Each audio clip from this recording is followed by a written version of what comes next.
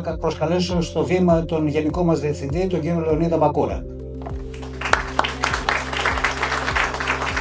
Καλησπέρα σας. Πρώτον, να σας ευχαριστήσω που είστε εδώ στην εκδήλωση που διοργανώνουμε. Είναι μια εκδήλωση που πρέπει να κάνουμε μια νέα αρχή, να δούμε τι καταφέραμε στον 1,5 χρόνο από τότε που επανεργοποιήθηκε το project του περάματος στα μεταλλεία Θράκης. Σήμερα δεν μιλάμε για μια εταιρεία, μιλάμε για έναν μεγάλο οργανισμό. Έναν οργανισμό με ρόλο, ευθύνη και προοπτική. Πυλώνας 1. Υπεύθυνος τρόπος λειτουργίας. Πώς θα λειτουργήσουν οι δύο εταιρείες. Η λειτουργία μας βασίζεται και θα βασίζεται στη διαφάνεια, στη συμμόρφωση με το εθνικό και ευρωπαϊκό θεσμικό πλαίσιο και την εφαρμογή διεθνών προτύπων ασφαλείας και ποιότητας.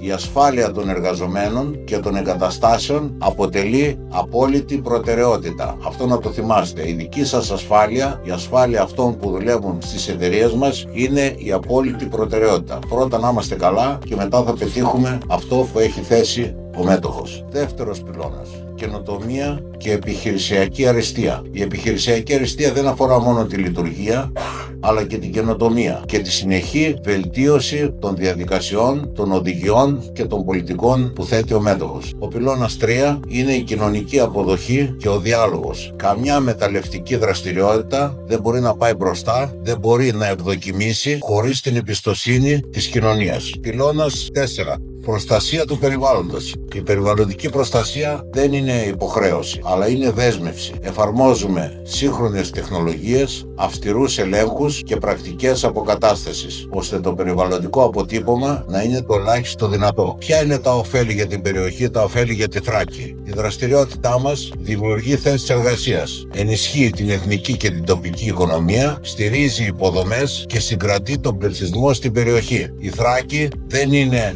απλώς τόπος δραστηριότητας, θα είναι έτερος της εταιρείας μας. Πυλώνας 6. Ποια είναι τα ωφέλη και για αυτόν που επενδύει, για την Eldorado Gold? Υπεύθυνη και αποδοτική λειτουργία που δημιουργεί αξία. Μακροχρόνια απόδοση, σταθερότητα και καλή φήμη. Είναι τα βασικά ωφέλη για τον επενδυτή. 7ος πυλώνας. Ωφέλη για τους εργαζόμενους. Ασφαλείς συνθήκες εργασίας, εκπαίδευση, επαγγελματική αξία και εξέλιξη και αξιοπρεπείς αμοιβές. Αποτελούν τα θεμέλια μιας νέας εταιρικής κουλτούρας. 8ος πυλώνας. Ωφέλη για την κοινωνία και για την εθνική οικονομία. Η μεταλλευτική δραστηριότητα συμβάλλει στην ανάπτυξη, συμβάλλει στα δημόσια έσοδα, συμβάλλει στις εξαγωγές, συμβάλλει στην αύξηση του ΑΕΠ και στη στρατηγική αξιοποίηση του ορυκτού πλούτου της χώρας.